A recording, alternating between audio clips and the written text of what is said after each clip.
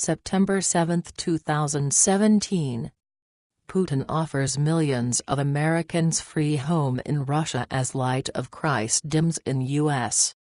A fascinating Security Council SC report circulating in the Kremlin today recommends that the State Duma begin the approval process for a set of initiatives set forth by the Agency for the Development of Human Capital in the Far Eastern Federal District HCFE that, when fully implemented, would make available a free hectare of land, 2.5 acres, and state financial support to millions of American citizens, and that follows President Putin's directive this week that foreigners having Russian ancestry, and who have a desire to work and create strong families, be allowed to receive free land, and who stated it is necessary to expand the opportunities presented by this program to our compatriots who arrive in the Far East from foreign countries. Note some words and/or phrases appearing in quotes in this report are English-language approximations of Russian words, phrases having no exact counterpart.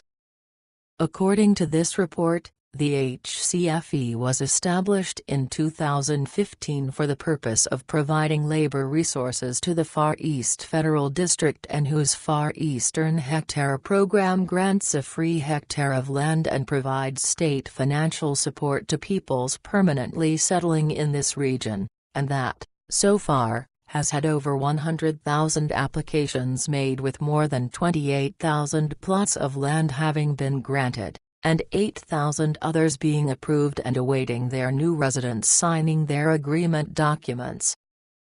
The Far East Federal District, this report continues, currently has around 6.3 million citizens living in it, about 5% of the population of Russia, and comprises 36% of the area of Russia, having a land area amounting to 6,169,300 kilometers as compared to the entire U.S. being 9.8 million km and having over 324 million peoples, and whose weather varies from deeply continental to monsoonal due to the enormous extent of the area, which is almost 4,500 kilometers from the north to the south and 2,500 to 3,000 kilometers from the west to the east.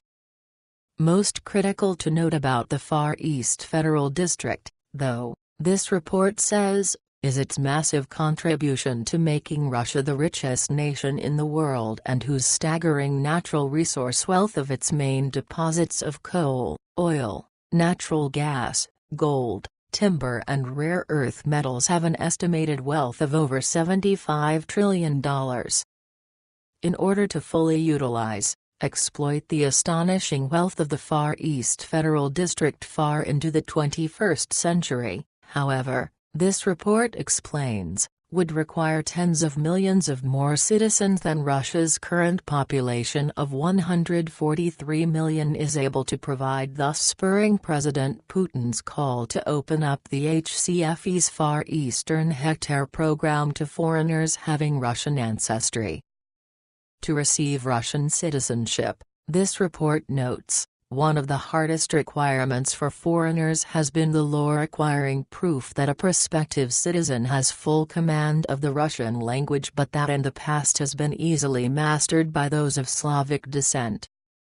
Slavic peoples, this report details, are the largest Indo-European ethno-linguistic group in Europe, and who, in their earliest times, were a diverse group of tribal societies who lived during the migration period and early Middle Ages, approximately the 5th to the 10th centuries in Eastern Europe and in Central Europe, but who, also, during the 13th century, were split apart by the Mongol Empire invasions of Europe. During these Mongol Empire invasions of Europe, this report continues, the Slavic peoples were separated into two groups, the first being those that formed the Grand Duchy of Moscow, and the second being those that formed the Kievan Rus. Though the Grand Duchy of Moscow formed the historical basis for Slavic Russia, this report explains, the Kievan Rus formed into the Principality of Galicia-Volhynia or Kingdom of Rus, and that by the last part of the 16th century further formed into the Polish-Lithuanian Commonwealth, but that, between 1770–1779, the then Russian Empire was able to rejoin all of the Slavic peoples under one government. The Kievan Rus, however, this report details, during their centuries-long separation from their Slavic brothers and sisters in Russia fell under the influence of various Western European monarchies who forced them under penalty of death to convert to Roman Catholicism from their original Russian Orthodox Church beliefs, and who then labeled a great number of these Slavic Catholics as being a separate nation called Poland, and that was established by these Western powers during World War I. This history of the Slavic peoples in Europe as it pertains to Poland, this report says, is important to understand as for over 400 years, since 1608, millions of them immigrated to North America, with over 5 million immigrating to the United States alone from the early 1800s to the beginning of World War II, and whose estimated over 10 million descendants living in America today are classified as being of Russian descent under Federation law, as at the time they immigrated to the U.S., they came from Russia, as there was no country named Poland. The West's gross distortion of these Slavic peoples' historic past, called the Polonization of the Russian people by indoctrinating them to believe that they are Polish instead of Russian, this report continues, is countered by historical facts, most especially by the Polish and Russian languages being nearly identical and whose only differences are stylistic and grammatical, and comparable to the linguist differences found in America, too, between its Appalachian English language peoples and the English spoken by the rest of the peoples of that nation.